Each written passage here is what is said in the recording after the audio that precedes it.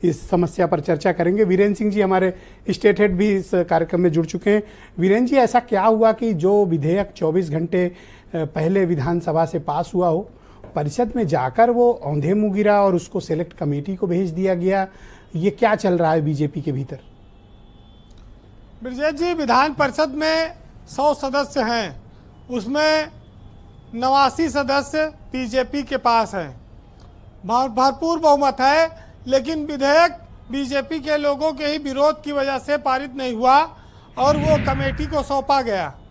लेकिन आप एक चीज़ और जान लीजिए कि इस विधेयक को पास ही होना है, ये रुकेगा नहीं, क्योंकि प्रवर समिति जो होती है वो अपने कुछ सुझाव और संशोधन देती है और फिर वो विधेयक लौटकर विधानसभा में आएगा परिषद से, और परिषद के सुझाव को मानना न मानना विधानसभा के ऊपर है। और जब विधानसभा दोबारा उसको भेजेगी तो फिर परिषद रोक नहीं पाएगी, उसकी मजबूरी है उसे पास करना, फिर वो रुकेगा ही नहीं। तो ये कुछ दिन के लिए चर्चा का विषय जरूर है और कुछ दिन के लिए ये बातचीत में आ गया, टल गया है। अब यह सरकार की इच्छा पर निर्भर करेगा कि वो इसे लागू करना चाहती है या इसको ठंडे बस्ते के हवाले करना चाहती है। तो विधानसभा की स्थिति पर यह निर्भर होगा जी। बहरहाल अब नजूल की किसी जमीन का फ्री होल्ड नहीं होगा, इस विधेयक में यह साफ लिखा है। यह जरूर है कि जिन लोग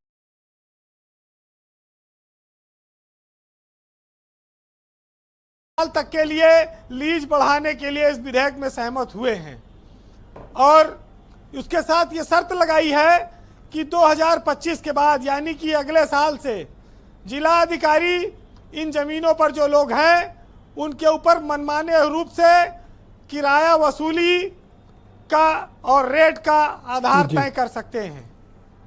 अभी ये विधेयक आएगा तो बहुत सारी और चीजें लोगों के सामने आएंगी, लेकिन आप और सब जानते हैं, खाली इलाहाबाद नहीं, इस उत्तर प्रदेश के लगभग हर शहर में बड़ी बड़ी बस्तियां नजूल लैंडों पर बसी हैं, हजारों लोगों के घर बने हैं। और इतना ही नहीं, तमाम प्रभावशाली नेताओं, व्यापारियों और लोगों के भी मकान, मॉल और कॉम्प्लेक्स, दुकानें नजूल लैंडों पर बनी हैं। ये जो पॉलिटिकल क्राइसिस है वीरेंद्र जी, ये कैसे आई कि प्रदेश अध्यक्ष परिषद में खड़े होते हैं और कहते हैं कि इसको सेलेक्ट कमेटी को भेज दीजिए, जो बिल कुछ घंटे पहले विधानसभा से पास होकर आया है? आपके पहले कोई ऐसा उदाहरण नहीं है। बिल्कुल, ये बड़ा प्रत्याशित है और ये कभी ऐसा हुआ नहीं था। और आज तक तो भूपेंद्र चौधरी जो भाजपा के प्रदेश अध्यक्ष हैं, उन्होंने कभी ऐसा कोई विरोध भी नहीं किया, सरकार में वो मंत्री भी रहे। लेकिन ये पहली बार हुआ। इससे साफ है कि संगठन सरकार से बड़ा होता है। जो नारा आया था शायद वो फिर प्रभावी हो रहा है, लेकिन बहुत सारे विधायकों ने इस पर विरोध किया है। ये विरोध, ब्रजेश जी, मुझे इस बात की आशंका है कि ज़्यादा दिन टिक नहीं पाएगा और ये सरकार इसको पास कराए ले जाएगी। तो आपका मत है कि ये आज नहीं तो कल ये अधिनियम कानून बन जाएगा? बहुत ज्यादा तो 2-4 महीना जी, इससे ज्यादा ये खिसकेगा नहीं, अगर सरकार में कोई बड़ा निर्णय नहीं होता है या सरकार पीछे नहीं हटती है तो। वैसे इस देश में बड़ा दुर्भाग्य है कि जिन लोगों ने अंग्रेजों से लोहा लिया, अपने प्राणों के बलिदान दिया, चाहे राजे रजवाड़े हो, चाहे क्रांतिकारी हो, वो सब, उनके परिवार खत्म हो गए, उनकी जमीनें आजाद भारत में वापस नहीं लौटाई गई। वहां सरकार लालच में पड़ गई और उसने सरकारी जमीन मान लिया। आज उनके तमाम सारे वारिसान बिना जमीन के मर गए, 2 गज जमीन भी नसीब नहीं हुई। आज जब ये नजूल का अध्यादेश आया है तो ये सारी बातें जनता के सामने आ रही हैं। सही है कि इस देश में जिसके बाप दादाओं पुरखों ने इस देश के बलिदान के लिए अपनी शहादत दीजिए, अपने इस देश की आज़ादी के लिए अपना बलिदान कर दिया, उनके बच्चे भूमिहीन हैं और अंग्रेजों ने जो उनकी ज़मीनें कब्जा कर ली थी उन्हें नजूल घोषित कर दिया गया और उस पर आज शहरों में बड़े बड़े व्यापारी, नेता कॉम्प्लेक्स बनाकर हजारों लाखों रुपया महीना वसूली कर रहे हैं। और जो मूल वारिस वो आज भुखमरी के कगार पर हैं। ये विरोधाभास आप देखिए कि किस तरह से रहा। ये तो सरकारों की बेईमानी रही। वैसे आज जरूरत इस बात की है कि नजूल की जमीनों की एक बार सरकार फिर से समीक्षा करे। नजूल की जमीन सरकार के लिए कोनो मालधनी भूत नहीं है कि खजाना मिल गया, अब इस पर चाहे कॉम्प्लेक्स बनाओ, चाहे पार्क बनाओ, चाहे डेवलपमेंट करो, विकास करो, सार्वजनिक उपयोग। अरे नजूल की जमीन अगर उसमें से कुछ हिस्सा उनके वारिसानों को भी सरकार दे तो ये भी एक बहुत बड़ा उपकार होगा। वैसे जो जमीनें छीन ली जाती हैं एक बार वो लौटाई नहीं जाती। प्रभावशाली लोगों को तो कतई नहीं आप उनसे ले सकते, लेकिन ये 10 रुपया के किराए पे जो सरकार चल रही है और लाखों रुपया उससे जो लोग वसूल रहे हैं उस पर पहले कार्रवाई बनती है। अच्छा, वो जो बहस चल रही थी सदन में, मैंने सुना राजा भैया कह रहे थे कि इलाहाबाद हाईकोर्ट का जो मुख्य कैंपस है वो भी नजूल की जमीन पे। अब सोचिए कि उनका क्या होगा, वो भी कई सौ उनसे साल कौन पुराना वापिस है। ले लेगा। तो अभी तो देखिए संजय निषाद ने कहा कि अगर हम बस्तियां साफ करेंगे तो 2027 में ये लोग हमें साफ कर देंगे। इनके मंत्री ने कहा।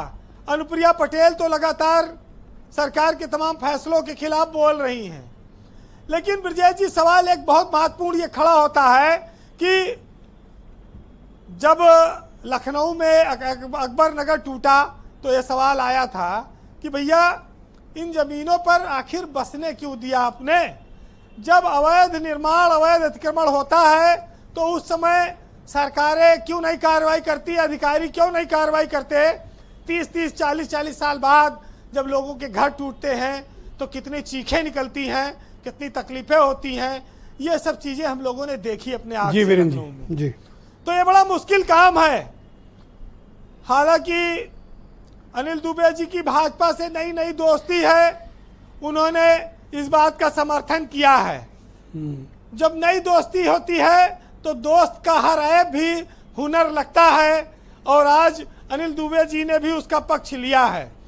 अब चूंकि कल मुख्यमंत्री से वो मिले हैं, ताजा ताजा मामला है, हाँ, ये तो थोड़ा उनको अच्छा वही मैं नहीं समझ पा रहा था कि उसका- इतना क्यों उत्तेजित हो रहे हैं। अच्छा, मिल के आए हैं। लिहाज किया है।